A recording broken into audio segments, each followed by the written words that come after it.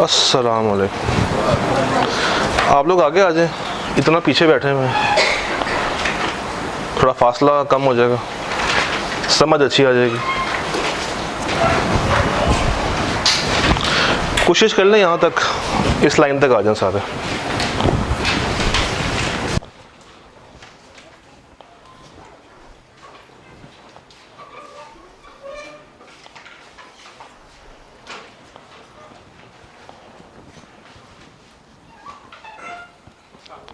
वालेकुम सलाम। कुछ चेहरे पुराने, कुछ चेहरे नए।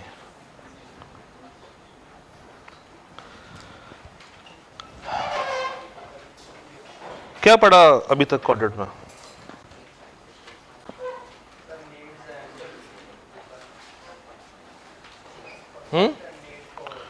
Concept and need for audit. भाई ने एक जुमला बोल के पूरे चैप्टर को कूजे में बंद कर दिया। उसमें क्या पढ़ा? उसमें कितनी चीजें थी? सबसे पहले आपने ऑडिट को समझ लिया, उसकी लिमिटेशंस, ठीक है, 5 एलिमेंट समझ लिए, और ठीक है, ठीक है, वो थोड़ा सा, अच्छा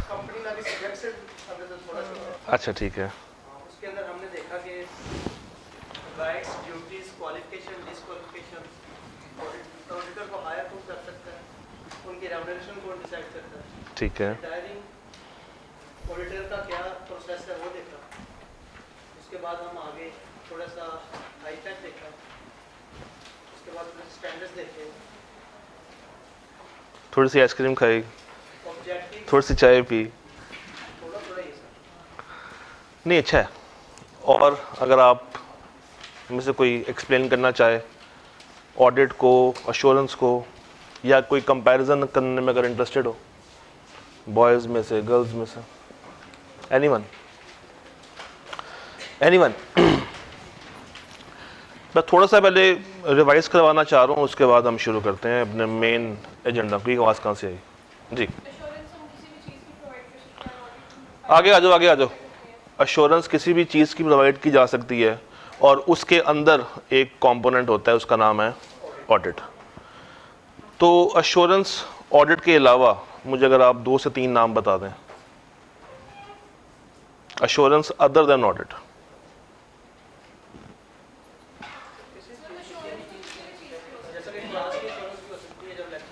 ठीक है, अश्योरेंस अदर देन ऑडिट। चलिए कोई एक नाम बता दें, ऐसी एश्योरेंस जिसका नाम ऑडिट ना हो, आपने पढ़ी होगी।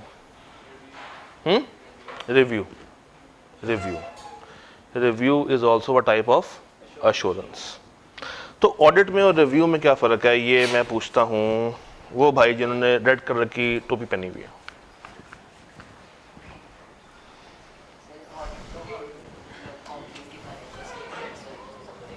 ऑडिट में हम क्या करते हैं?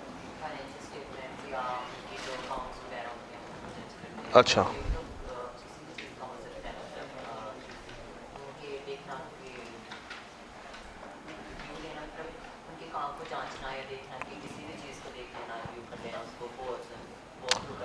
भाई ने एक जुमला यूज़ किया, मैं ज़रा आपसे कंफर्म करवाना चाहूँगा कि भाई ठीक कह रही है नहीं कह रहे। भाई ने कहा ऑडिट होता है फाइनेंशियल स्टेटमेंट्स का, और रिव्यू किसी भी चीज़ का किया जा सकता है।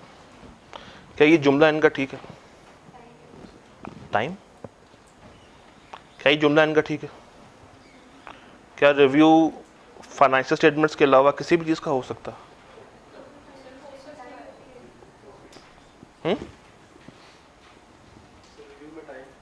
रिव्यू में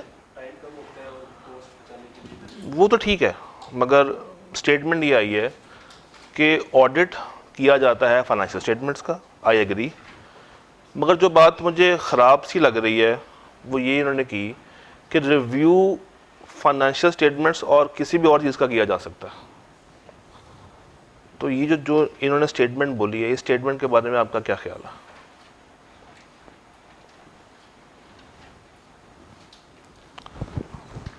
पूरी लाइन खाली, आगे आ जाओ सारे। तो ये जो जुमला आया है, जो स्टेटमेंट आई है, इसके बारे में क्या ख्याल है? ये ठीक बोला है भाई ने? ये गलत बोला भाई ने।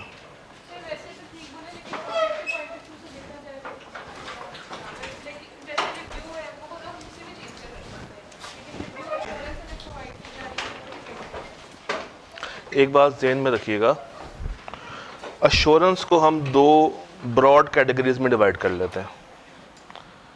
एक अश्योरेंस ऑन फाइनेंशियल स्टेटमेंट्स और एक assurance on other than financial statements.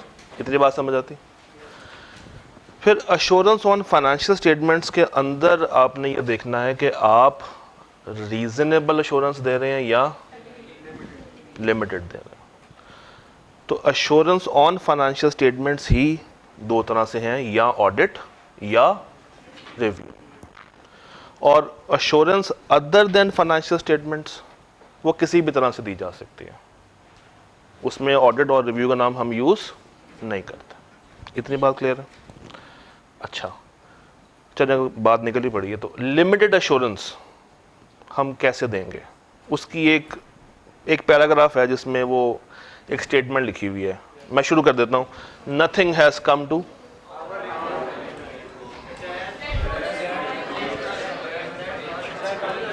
ABCDEFGHIJK11 कुछ समझ नहीं आया, आराम से। Nothing has come to our attention that causes us to believe that financial statements are not giving true and fair view. Good. इसी से याद आया, ट्रू एंड फेयर व्यू क्या होता? खवातीन में से कोई ट्रू एंड फेयर व्यू को आप कैसे डिफाइन करेंगे?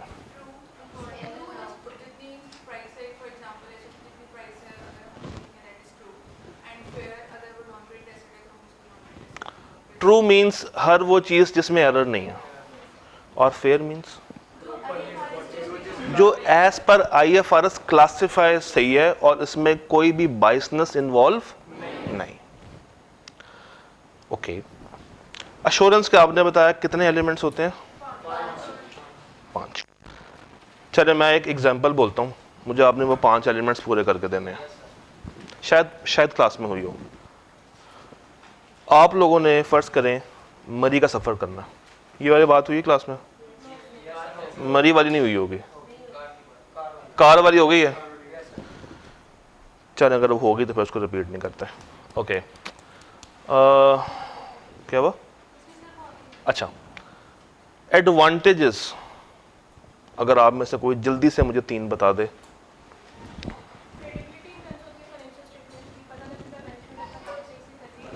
ठीक है,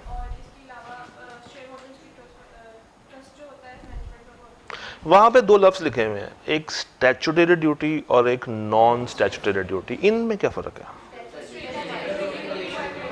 स्टैट्यूटरी मींस वो ड्यूटीज जो कि रिक्वायर्ड बाय लॉ, और non statutory not required by law. Sir हाँ, स्टैट्यूटरी रिक्वायर्ड बाय लॉ, कोई से 3 एग्जांपल्स।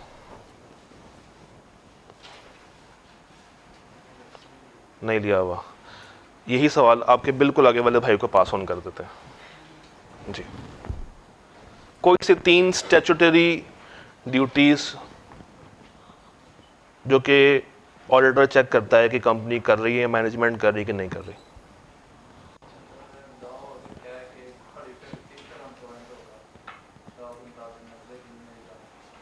अच्छा, और स्टैट्यूटरी ड्यूटीज सीलो पड़ा तो फिर तो आनी चाहिए। इतनी सारी ड्यूटीज पढ़ के आ चुके हैं सीलो में। भाई डिविडेंड टाइम पे दें या ना दें, that is statutory duty of management, जिसको कौन आगे चेक करेगा?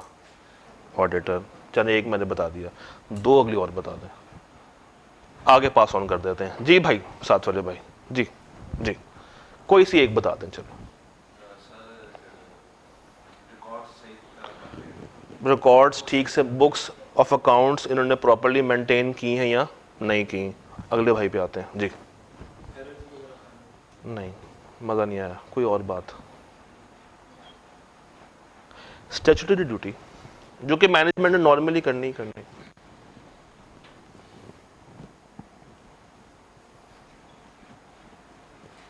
निश्ता साथ वाले भाई। जो स्टेटमेंट्स बनाई हैं कैश फ्लो चाहे statement of profit and loss है के मुताबिक बनाई है। वो तो उसने आगे चेक करना है ना, उसके अलावा वो तो भाई भी बताने की कोशिश कर रहे थे, उसके अलावा कोई ऐसी ड्यूटी जिसको ऑडिटर ने आके वेरीफाई करना है कि वो अपना काम ठीक से कर रहे हैं कि नहीं कर रहे, जो कि बाय लॉ डिफाइंड है। जैसे डिविडेंड हो गया एक बात, बुक्स ऑफ एंड रिकॉर्ड्स को प्रॉपर्ली मेंटेन किया नहीं किया दो, और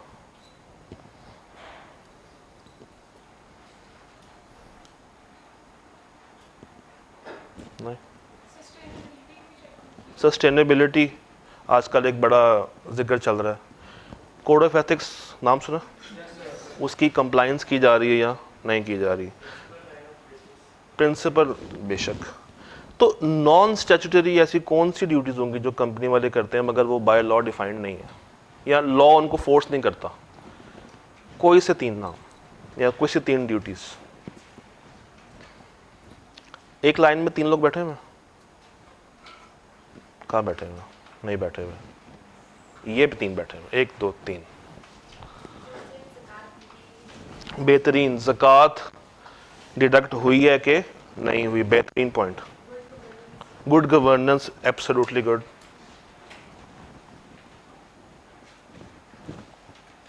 देख लें आपके हम सामने बड़ा सा जवाब दिया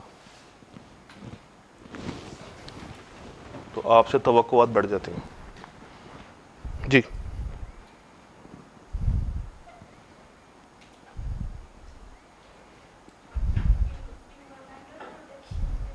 इन्वायरमेंटल प्रोटेक्शन के लिए काम किया या नहीं किया, गुड। अच्छा, कंपनीज एक्ट पे आते हैं। लॉजिकल एरिया इस पूरे चैप्टर का, कितनी तरह की डिस्क्वालिफिकेशन से आपका सामना हुआ? 11 तरह की डिस्क्वालिफिकेशंस, और 11 तरह की डिस्क्वालिफिकेशंस आगे जगह हैं। 11 तरह की डिस्क्वालिफिकेशंस में से आपने ये समझ लिया होगा कि 10 एक तरफ है और एक तरफ है। वो एक तरफ बेचारी को अलग क्यों किया हमने, कोई ज्यादती की उसके साथ? वो वाहिद ऐसी डिस्क्वालिफिकेशन है जो कि पूरे ग्रुप में एसोसिएट को भी क्या कर देती है, डिस्क्वालीफाई कर देती है, और बाकी 10 डिस्क्वालीफाई नहीं करती। नॉमिनी डायरेक्टर के बारे में भी कुछ बात हुई होगी, वो नॉमिनी का क्या रोल होता है? क्या वो डायरेक्टर होता है? पर ये बताएं, मगर क्या वो 2 कंपनियों को एसोसिएट का दर्जा दिला पाता है? नॉमिनी डायरेक्टर बनने के लिए किस तरह के शेयर्स उसको बाय करने पड़ते हैं? Qualification shares. वो ऑर्डिनरी भी हो सकते हैं और वो प्रेफरेंस भी हो सकते हैं। शुरू करते हैं। आपको मैं एक सवाल देता हूं,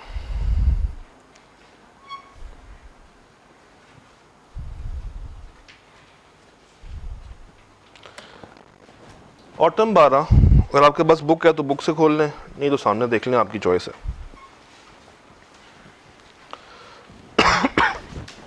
ये पार्ट ए, ज़मान।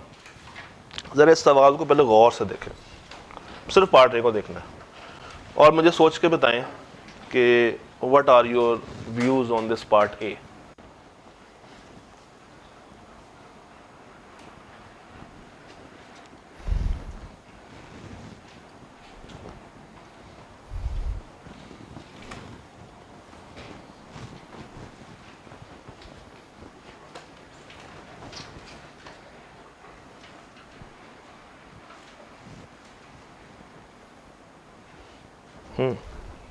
पढ़ लिया? ज़मान कौन है? पार्टनर है, और वो खुद होल्ड कर रहा है 5000 शेयर्स एमएल में। His firm has received an audit appointment offer, कहाँ से? तो पूरे सवाल में कितनी तरह की कंपनी है? 2, एक एमएल और एक केएल। अभी तीसरे पे आते हैं। ML and KL are subsidiaries of Dera Ghazi Khan या डेरा खान लिमिटेड। हमने किस कंपनी का ऑडिट करने के लिए जाना है? केएल का। ये तो क्लैरिटी है। तो केएल में हम जाना चाहते हैं, मगर हमें ये पता चला है कि एमएलबी इसकी एसोसिएट है क्योंकि दोनों एक डीकेएल के अंडर आ गई हैं, अंडर कॉमन मैनेजमेंट है, जिसकी वजह से दोनों क्या बन गई हैं, एसोसिएट्स। तो अगर मैं एक कंपनी में डिस्क्वालीफाई हूं तो उसकी एसोसिएट में भी, तो क्या मैं केएल का ऑडिट करने के लिए जा सकता हूं? रीजन, क्योंकि पार्टनर शेयर्स रख के बैठा है किसमें, उसकी एसोसिएट में, मर्दान लिमिटेड में। हाँ, तो ये तो डिस्क्वालिफिकेशन आपने साथ ही मुझे बता दी, मगर एक और मसला भी है वहाँ पे, एक्सेप्शन। अब इसका जवाब लिखेंगे कैसे? सबसे पहले आप बताएंगे कि भाई डिस्क्वालिफिकेशन तो है, बट एक एक्सेप्शन भी मौजूद है। वो क्या? कि अगर वो 90 डेज के अंदर वो शेयर्स डिस्पोज कर दे, और उससे पहले भी कुछ करना होता है, at the time of appointment disclose कर दे कि हाँ जी मेरे पास इस कंपनी के शेयर्स इतने मौजूद हैं और मैं ये shares with in 90 days of appointment बेच दूंगा, तो फिर अपॉइंट किया जा सकता। और अगर ये कह के अपॉइंट हो जाए और ना बेचा, डिस्क्वालीफाई हो जाएगा, उसको चलते ऑडिट से निकाल दिया जाएगा। कैजुअल वैकेंसी, किसने बोला? किसने बोला? कैजुअल वैकेंसी अराइज हो जाएगी, उसको कौन पूरी करेगा? पहले डायरेक्टर्स उसको 30 दिनों में अपॉइंट करेंगे, अगर वो नहीं कर पाते फिर एसोसिएट। ये बात समझ आती? अब पार्ट बी देखें।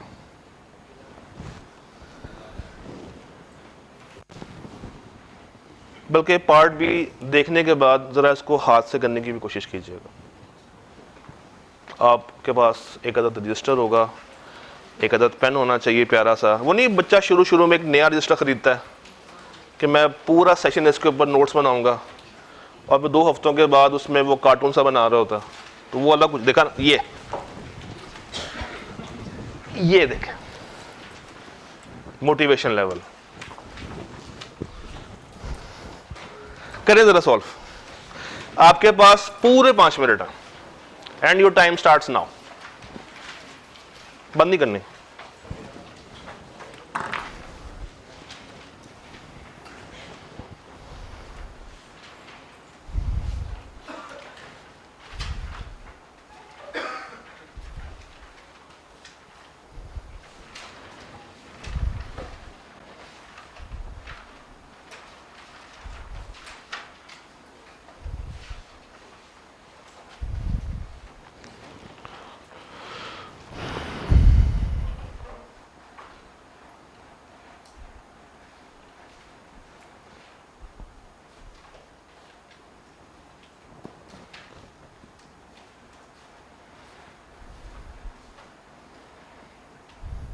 नजर आ रहा है? मैं साइड पे हो जाऊं।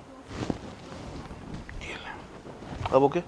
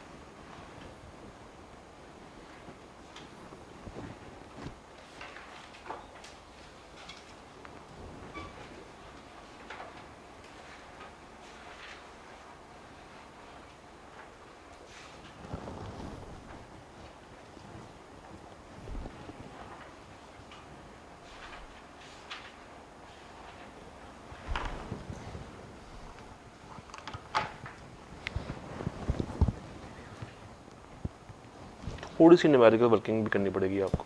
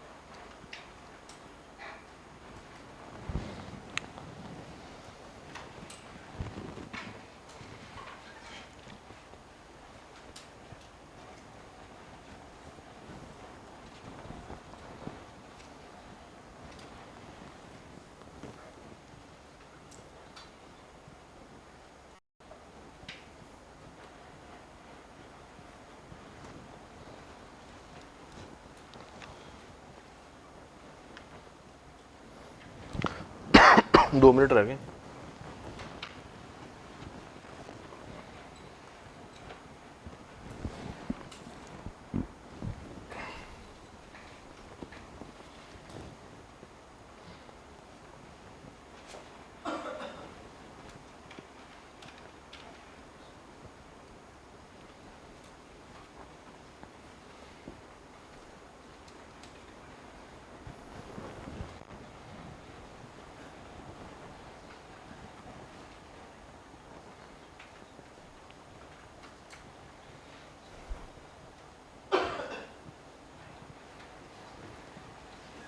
आखिरी मिनट।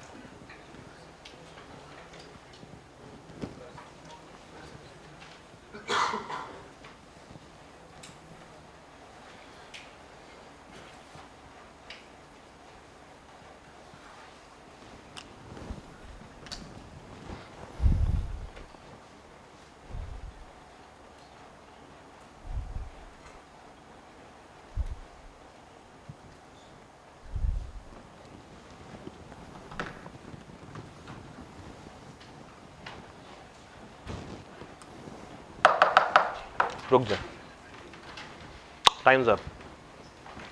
पहला सवाल, हाँ कि ना? यस कर सकते हैं। हंसता बोल रहे, मैं इधर ही खड़ा हूँ। हाँ कि ना? हाँ वाले कितने हैं? जरा हाथ खड़ा करें बस। और ना वाले कितने हैं? वो ये आखिरी फैसला आप लोगों का। चले आए देखते हैं। इसका माउस चलता है? हाँ चलता। सवाल को जरा गौर से पढ़ते हैं। कहता है बिलाल एंड कंपनी को ऑफर आई कि आपने ऑडिट करना है किसका? तो हमारी मेन कंपनी ये है। सवाल में जब एक से ज़्यादा कंपनीज दी हो ना, तो आपने पहले आइडेंटिफाई कर लेना है कि कौन सी मेन कंपनी है और कौन सी कंपनी के साथ वो कोई नई कहानी को जोड़ रहा होगा। तो ऑडिट करना किसका है? आईजेके का। अब आईजेके के बारे में कहानी सुना रहा है कि इसका टोटल पेड अप कैपिटल कितना है? 990 मिलियन।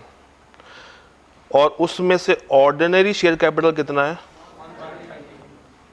और नीचे कहीं वो जाके बताता है कि पार वैल्यू ऑफ शेयर कितनी है।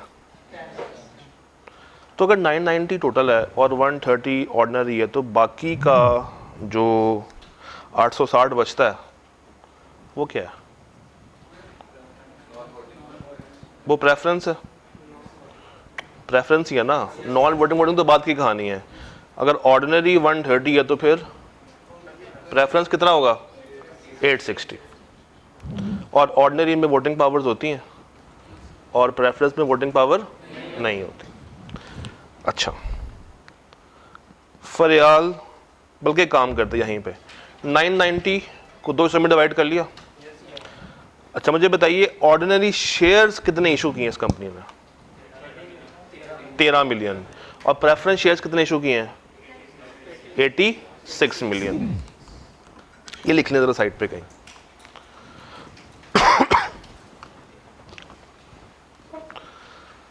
अच्छा, अब एक नई कहानी लेकर आएगा फरियाल की, जो कंफ्यूजन क्रिएट करती है। फरियाल the wife of partner is a director in LMN। ले जनाब, फर्स्ट टाइम वो दूसरी कंपनी लेकर आ गया, LMN। अच्छा, LMN 50 million non voting preference shares रखती है किसमें? आईजेके में। और इसी के साथ 2 मिलियन ऑर्डिनरी शेयर्स रखती है किसमें? आईजेके में। तो 50 आउट ऑफ 86, 50 आउट ऑफ 86 कितने परसेंट बनता? अच्छा, ये 86 कहां से आया था भला? 990 माइनस 130, 860 डिवाइडेड बाय 10, 86 आ गया था। तो 50 ओवर 86 करें, 58%। और इसी तरह जरा देखें 2 ओवर 13, 2 ओवर 13 कैसे आया? ये आया कैसे? 2 मिलियन शेयर्स रख रहा है आउट ऑफ 13, 15 पॉइंट 3 या चले 4 कर लेते हैं। मुझे बताइए 15.4 को कंसिडर करूं, 58 को कंसिडर करूं, या दोनों को ऐड करके देखना है? कंसिडर किसको करना है ये देखने के लिए कि एसोसिएट है या नहीं। तो वो कितने हैं, 15.4 या 58? 15.4। एसोसिएट बनाने के लिए कितने % मिनिमम शेयर होल्डिंग चाहिए और मैक्सिमम 50, क्योंकि 50 से आगे वो सब्सिडरी की तरफ कहानी आ जाती है। तो क्या ये आपस में एसोसिएट बनी है? बनी है, हाँ या ना? एसोसिएट नहीं। अब अगर फरियाल जो कि पार्टनर की वाइफ है वो LMN में जो मर्जी करती रहे, उसका कोई इम्पैक्ट IJK पे आएगा? आना चाहिए। इम्पैक्ट लेकर आऊं या ना लेकर आऊं? नहीं, क्योंकि ये आपस में एसोसिएट नहीं है। तो अगर फरियाल वहां पे 10,000 शेयर्स रख रही है तो उसका कोई ताल्लुक उसकी डिस्क्वालिफिकेशन से नहीं आएगा। तो ये एलिजिबल हुए कि नहीं हुए? ये एलिजिबल हैं। इस तरीके से आपने इसको ड्राफ्ट भी करना है। सबसे पहले आप बताएंगे कि Bilal and company is eligible for the audit of IJK limited. नीचे आप अपने इस डिसीजन की बताएंगे रीज़न, और उस रीज़न में आपने ये सारी मैथमेटिकल वर्किंग करनी है। ये भी बताना है कि 20% से ऊपर जाते तो क्या बन जाती? एसोसिएट। 15.4 की वर्किंग भी करके दिखानी है। और एंड के ऊपर आप बताएंगे कि चूंकि इनका आपस में कोई रिश्ता नहीं है तो फरियाल अगर वहाँ पे 10,000 शेयर्स होल्ड करके बैठी है तो कोई फ़र्क उससे नहीं पड़ेगा। 4 नंबर के लिए कम से कम ये 4 बुलेट्स तो आपको खोलनी पड़ेगी। क्लैरिटी मिली थोड़ी सी? थोड़ा सा सुकून आया, हौसला आया? अच्छा जी। क्या या तो ऊंची बोल लो। अच्छा चले छोड़े, ये वाला सवाल करें ज़रा।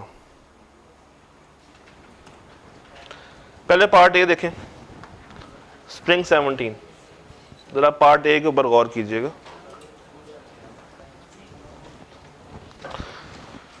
ये भी बिलाल एंड कंपनी है। थैंक यू कराम भाई, थैंक यू सो मच जी।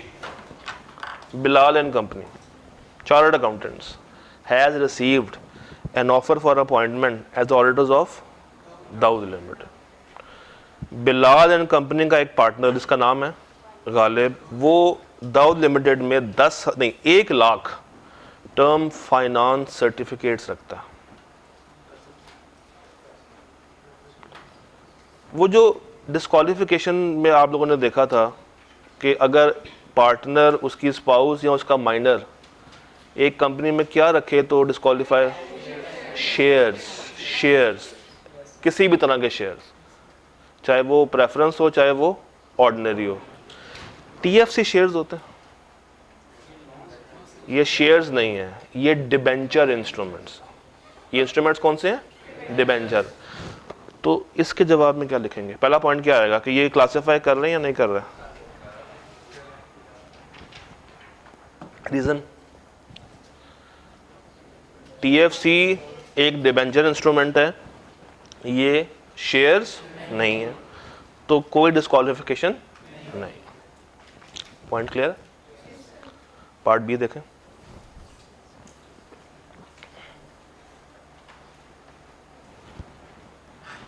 और ज़रा सोचें, आपके पास 3 मिनट है पार्ट बी के लिए।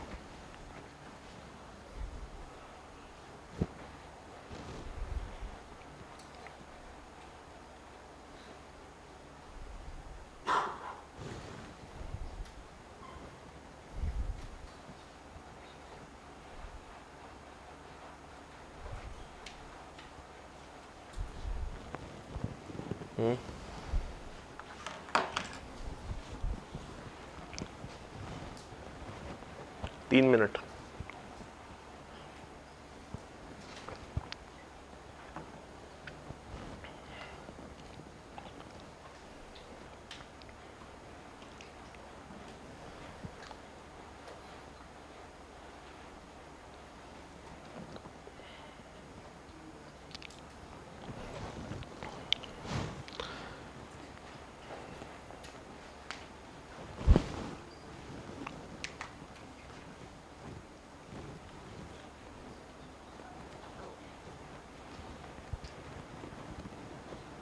2 मिनट।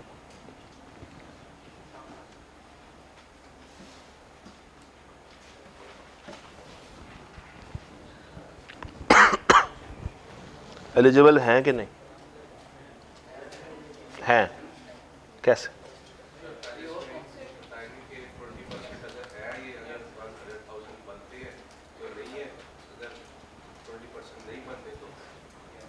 और कोई रीज़न? और कोई reason?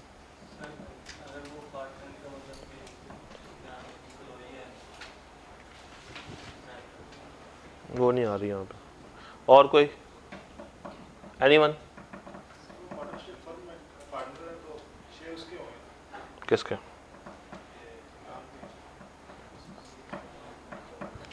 Jain and company, a firm of chartered accountants ने ऑडिट करना है किसका? हारिस। इमरान एक पार्टनर है उसी जैन एंड कंपनी में जो ऑडिट फर्म है, और वो पार्टनर एक और जगह पे भी है, प्योर इन्वेस्टमेंट एसोसिएट, जो कि एक पार्टनरशिप फर्म है, विच holds 1 lakh shares in HL। ये 1 लाख शेयर्स कौन होल्ड कर रहा है? पार्टनरशिप फर्म होल्ड कर रही है। क्वेश्चन ये अराइज होता है कि क्या ये फर्म और ये कंपनी आपस में एसोसिएशन रखती हैं? नहीं रखती। श्योर? कभी यस सर, कभी नो सर।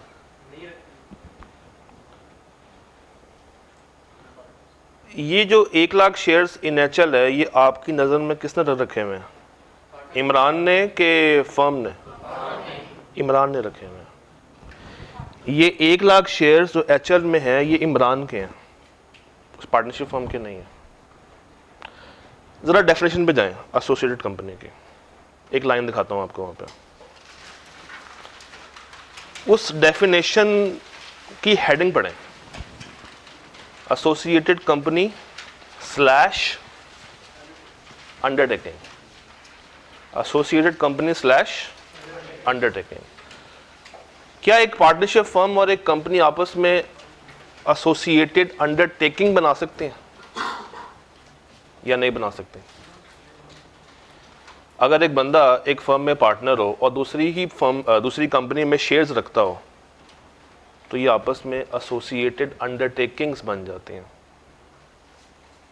दिखाएं, मैं आपको पढ़ाऊं जरा। नहीं, पॉइंट 4 पे आए। इफ ओनर, पार्टनर, डायरेक्टर और person having 20% voting power in one company slash undertaking. Undertaking के अंदर वो फर्म का मसला आ जाता, एक पार्टनरशिप का मसला आ जाता।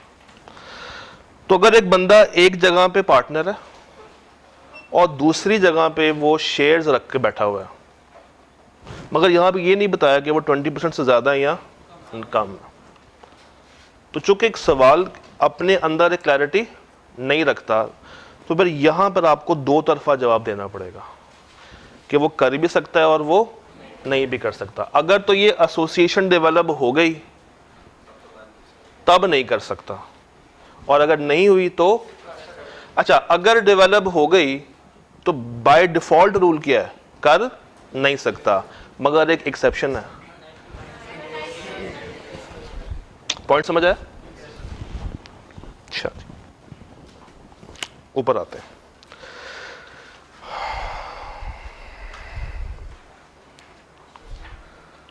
आप लोग, अच्छा, आपने ये वाला सवाल किया था अटेम्प्ट? गुआवा एप्रिकॉट हो गया था और ये भी हो गया था। अच्छा, तो फिर आपने ये नहीं किया होगा। जरा पार्ट ये देखें।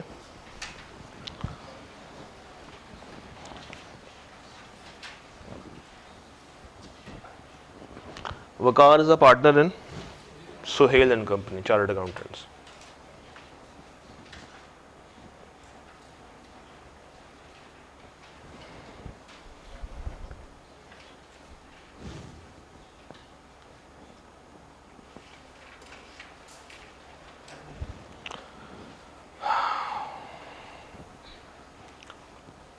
कर सकता कि नहीं कर सकता? हाँ के ना? कहते हैं Waqar is a partner in Sohail and company chartered accountants who are the auditors of Waseem limited for 2011, यानी कि हमारे लिए जो रेलेवेंट ईयर है वो कौन सा है? 2011. Aqib, who was a partner of Waqar in 2008 in his food business, has recently been appointed as a director of Wasim Limited. क्या ये फूड बिजनेस अभी जिंदा है? ये इसका पुराना पार्टनर था, तो चूंकि वो मौजूदा पार्टनर दूसरे बिजनेस में अभी मौजूद नहीं है, तो ये स्पेस उसके लिए ओपन है, ये उसका ऑडिट परफॉर्म कर सकता. वो मौजूदा वाली गिरदान पता, पक्की बात है, लिखवा दूं या आती है? लिख लें.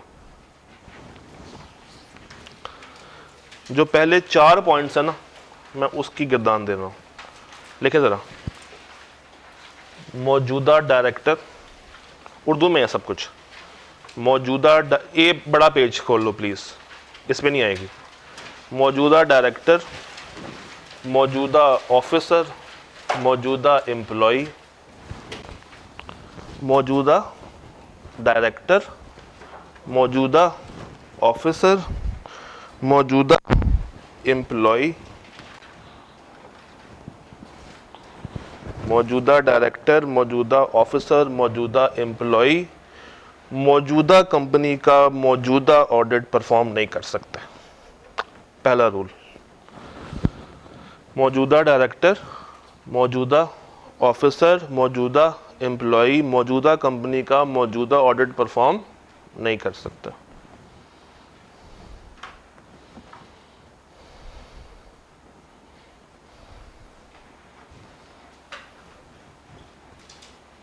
लिख लिया? आगे लिखें. पॉइंट 2 बनाएं. मौजूदा डायरेक्टर, मौजूदा ऑफिसर, मौजूदा एम्प्लॉय,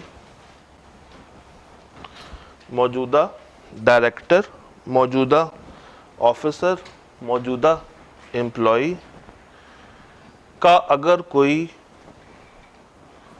मौजूदा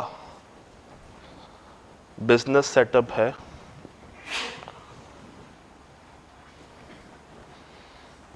मौजूदा डायरेक्टर, मौजूदा ऑफिसर, मौजूदा एम्प्लॉय का अगर कोई मौजूदा दूसरा बिजनेस सेटअप है,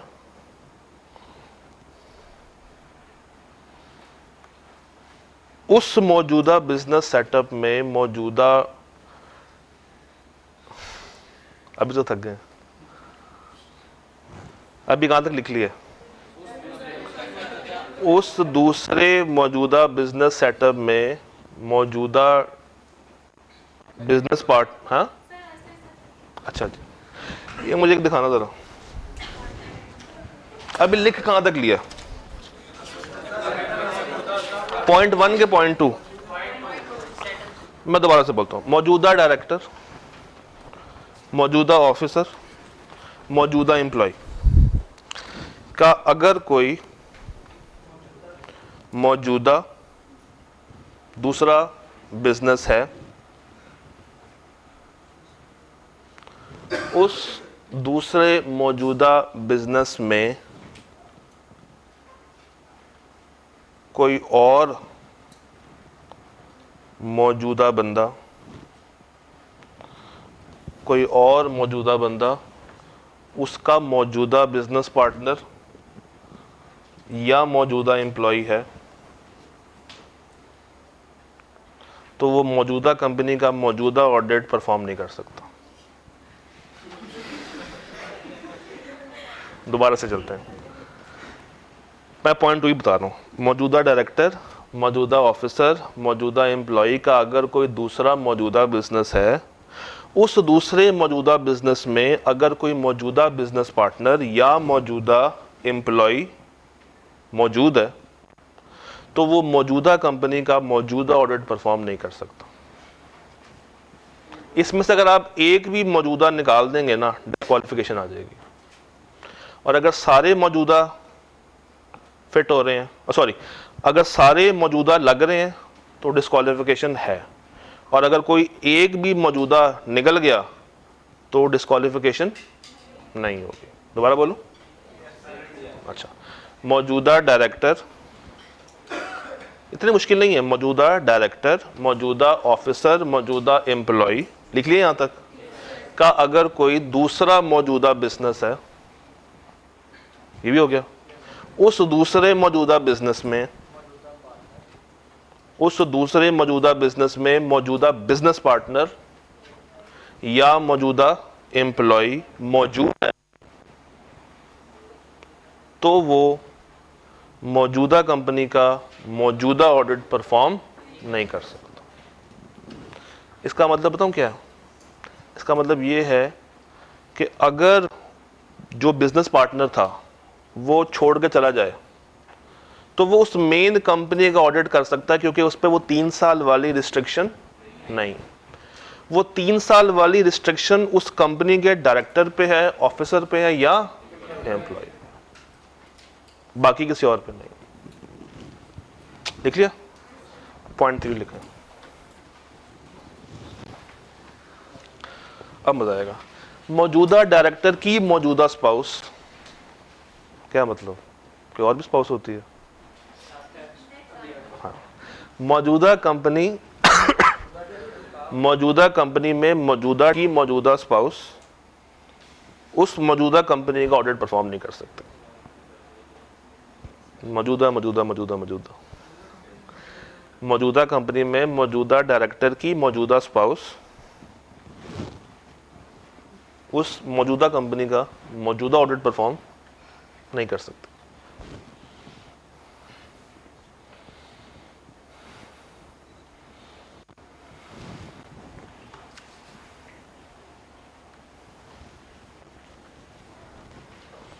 लिख लिया?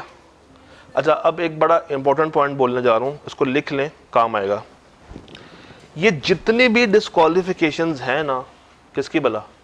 कंपनीज एक्ट की। याद रखिएगा, सिर्फ और सिर्फ ये पार्टनर पे लगती हैं। किस पे लगती हैं? पार्टनर पे लगती हैं। पूरी टीम में डिफरेंट लोग होते हैं, engagement partner, audit senior, audit manager, audit supervisor, semi senior, junior. Companies act ने जो डिस्क्वालिफिकेशंस का क्राइटेरिया दिया है वो सिर्फ आपने किस पे चेक करना है? पार्टनर पे। और वो पार्टनर भी कौन सा होगा? Engagement partner.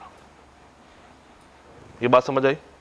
और अगर आप पूरी फर्म को देख रहे हैं तो वो किसी भी, मतलब वो फिर किसी भी पार्टनर पे लग सकता है। तो आपने बस ज़हन में क्या रखना है? पार्टनर। किसी और टीम मेंबर का ज़हन में नहीं रखना, क्योंकि आप गालिबन मंडे से या ट्यूसडे से स्टार्ट कर रहे होंगे कोड ऑफ एथिक्स। ये 1 पूरा हो गया ना? हाँ, तो आप चैप्टर नंबर 13 शुरू करेंगे ट्यूसडे से या मंडे से गालिबन। तो वहाँ पे थ्रेट्स और सेफगार्ड्स का आपको सामना करना पड़ेगा। थ्रेट्स एंड सेफगार्ड्स के भी जो सिनेरियोज हैं वो तकरीबन ऐसे होते हैं, और वो जो कोड ऑफ एथिक्स है वो पूरी टीम पे लगता है। वहां पे आप देख रहे होंगे कि एक ऑडिट मैनेजर एक फर्म को छोड़ के आया है, सॉरी एक कंपनी को छोड़ के आया है और फिर उसी कंपनी का ऑडिट करने के लिए जा रहा है। आप एकदम से कहेंगे सर ये तो डिस्क्वालिफिकेशन है, मगर नहीं, क्योंकि वो बंदा कौन है? ऑडिट मैनेजर, पार्टनर नहीं। तो ये बातें ज़हन में रखनी है कि कंपनीज एक्ट की डिस्क्वालिफिकेशन सिर्फ और सिर्फ किस पे लगानी है? पार्टनर पे। एक और बात भी लिख लें, जब सवाल कंपनीज एक्ट का हो तो आपने कोई और फ्रेमवर्क अपने दिमाग में एंटर होने नहीं देना, बस ये लिख लें। जब सवाल किसका हो? कंपनीज एक्ट का हो, तो आपने कोई और फ्रेमवर्क दिमाग में सवार होने नहीं देना।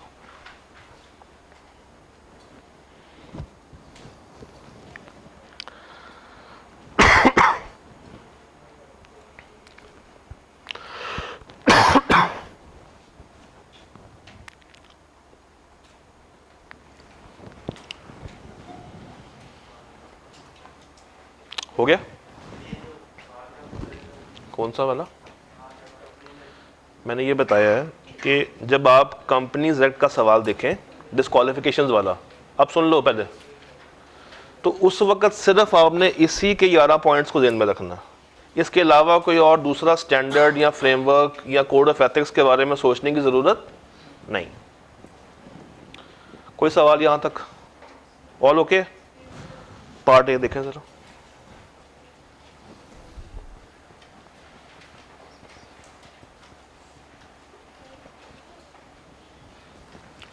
पार्ट ए देखें और सोचें कौन सा पॉइंट है जो कि यहाँ पे अप्लाई हो रहा है।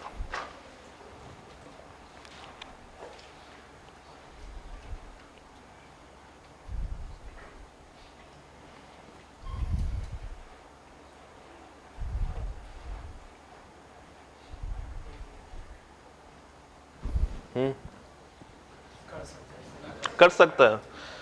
इसमें दो बातें हैं, एक उसने लिया हुआ है पर्सनल फाइनेंस, वो कितने का लिया हुआ है 6.5, और एक उसने लिया हुआ है क्रेडिट कार्ड। अच्छा, लिमिट कितने की है? 1 मिलियन की, 10 लाख की। वो किस पे देखनी है? तो मैं लाख को देखूं, 4.5 के साथ देखूं, या दोनों को मिला के देखूं? सिर्फ लाख पे देखनी है, वो क्रेडिट कार्ड पे लिया हुआ है।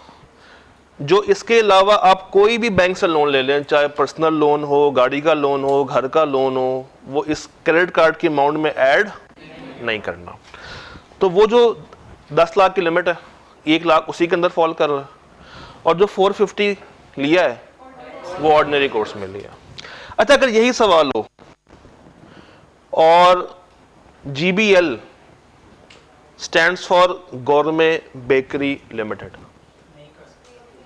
फिर कर सकता है, क्योंकि अब 4.5 लाख का जो लोन है वो ऑर्डिनरी कोर्स में नहीं आता। गुड। पार्ट बी देखें।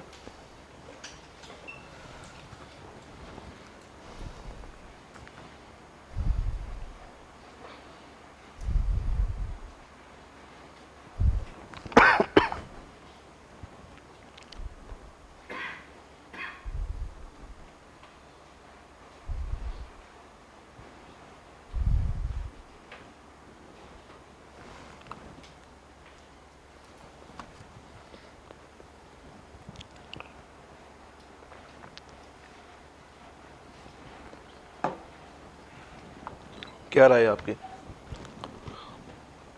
पार्ट बी के ऊपर? कर सकता है, क्योंकि शेयर्स डिस्पोज किसको किए जा रहे हैं, वो अलाउ है। किसके पास नहीं होने चाहिए?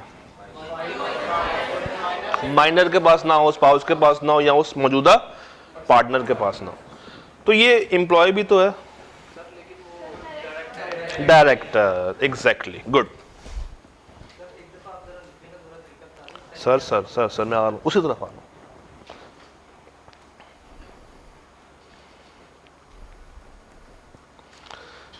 आप लोग ICAB में बैठे हैं, ये सवाल आ गया स्प्रिंग 2020 का। आपके पास किताब है, नोट्स हैं? नोट दिखाना कितने का है? क्या उसमें वो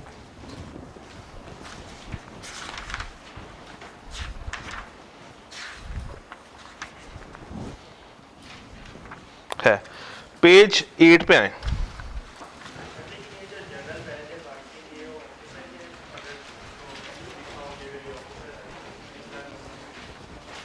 वो सिर्फ डायरेक्टर पे।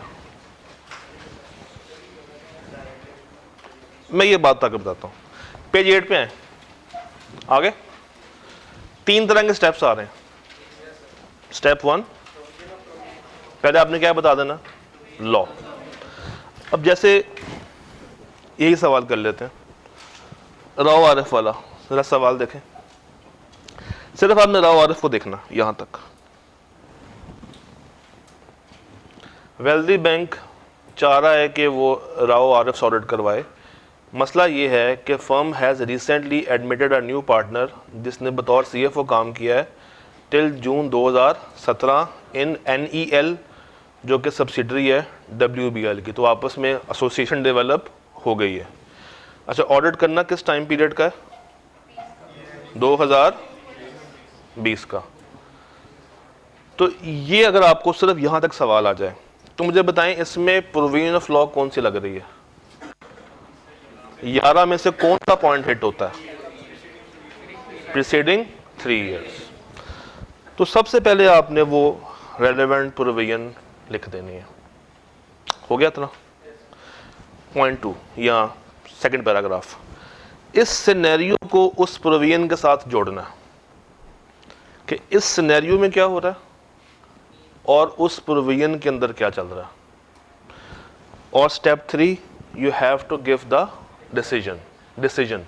अपना डिसीजन लाजमी देना है कि क्या वो क्वालिफाई है या क्वालिफाई नहीं है। तो आपके लिए क्वालिफाई है, क्यों? जून 2020 का ऑडिट करना है, वो जून 2017 तक वहां पे सीएफओ था। अपॉइंटमेंट कब हो रही होगी जून 20 के ऑडिट के लिए? साल पहले। जिस टाइम पे ये कहानी चल रही है वो जून 2020 नहीं है, वो जुलाई 19 के आसपास। तो उस टाइम तक ये 17 में फारिग हुआ है, तो 2 साल या 3 साल भी नहीं हुए, 2 साल हुए हैं बामुश्किल। तो चूंकि 3 साल का वो जो कूलिंग ऑफ पीरियड है वो नहीं गुजरा, तो क्वालिफिकेशन नहीं है, डिस्क्वालीफाई। तो सबसे पहले आपने लॉ बता दिया। सेकंड, अब आपने जिस तरह भी हमने बात की है कि उस प्रोविजन को और ये 2 साल की वर्किंग को आपने एक्सप्लेन कर दिया। एंड पॉइंट 3 डिसीजन लाजमी देकर आना है कि वो क्वालिफाई कर रहा है या क्वालिफाई नहीं कर रहा। अच्छा, आप इसका उलट भी कर सकते हैं, आप शुरू में बता दें कि वो क्वालिफाई है या नहीं, सेकंड नंबर पे बता दें प्रोविजन, और थर्ड पे बता दें उसको जोड़ के, यानी कि रीजन। इस तरह भी कर सकते हैं, मगर आइडियल ये है कि सबसे पहले आप लॉ बताएं, उसके बाद सिनेरियो को डिस्कस कर लें और उसके बाद डिसीजन मेकिंग कर लें। ये समझ आ रहा हो? और खातिम के बारे में सोचें जरा।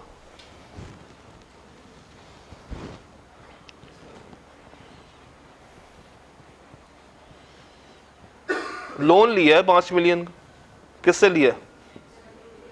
WBL से। पार्टनर ने लोन लिया होगा, तो वेल्दी बैंक है ना, तो बैंक का ये ऑर्डिनरी कोर्स होता है, तो डिस्क्वालिफिकेशन नहीं। कभी कभी आईकैब आपको थोड़ा सा मजीद घुमाता है। कैसे? लोन ले लिया, इसी से फर्ज करें लोन ले लिया, तो आपके माइंड में क्या होगा कि लोन लेना लोन देना तो नॉर्मल कोर्स ऑफ बिजनेस है। साथ अगर वो ये लिख दे कि इसको जो लोन दिया है वो मार्केट रेट से कम दिया, तो क्या अब ये ऑर्डिनरी कोर्स ऑफ बिजनेस है या नहीं?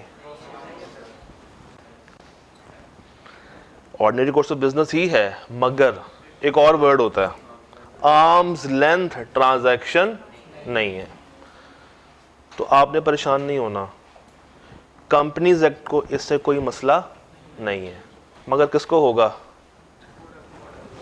उनको पता नहीं, कोई और लोग हैं उनको मसला होगा, इनको मसला नहीं है।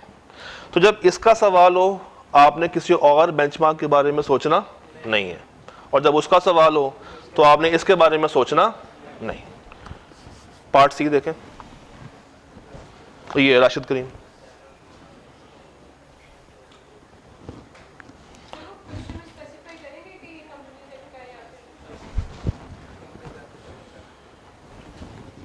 आप कोई भी सवाल पकड़ लें, इस पर लिखा होगा।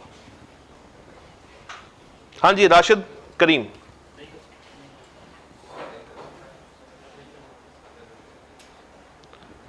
राशिद करीम एंड कंपनी चार्टर्ड अकाउंटेंट्स, उसका एक पार्टनर है राशिद, और उसके पास सेवरल कमर्शियल प्रॉपर्टीज हैं, उसने 5 प्रॉपर्टियां उसी WBL को दी हुई हैं।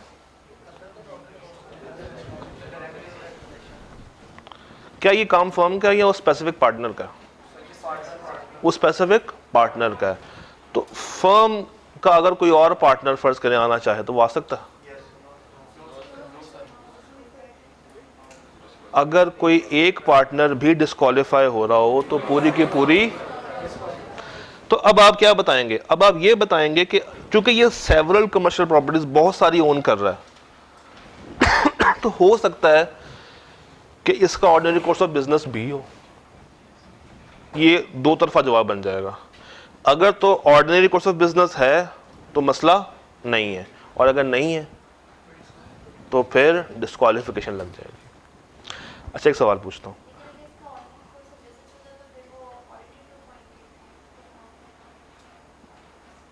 समझ नहीं आया, दोबारा पूछो।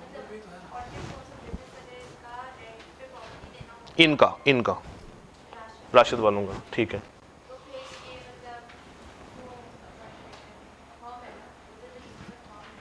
हाँ, तो इन्होंने कहाँ पे जाना ऑडिट करने के लिए? WBL के पास। इनका अगर एक और बिजनेस भी हो जिसमें ये सेवरल कमर्शियल प्रॉपर्टीज को लेन देन करते हैं और साथ ही इनकी एक ऑडिट फर्म भी है, तो फिर वो दोनों काम इकट्ठे कर रहे हैं ना। अच्छा, मैं ये बताना चाह रहा था कि अगर एक फर्म में 3 पार्टनर्स हैं और डिस्क्वालिफिकेशन किसी एक पार्टनर की वजह से आ जाए, तो अभी आपने मुझे क्या बताया, मगर जो बाकी 2 पार्टनर्स बेचारे मजलूम बैठे हुए हैं उस फर्म के अंदर, उनका कोई कसूर है, तो लॉ उनको एक छोटी सी फेवर दे देता है। बताएं क्या, बताएं।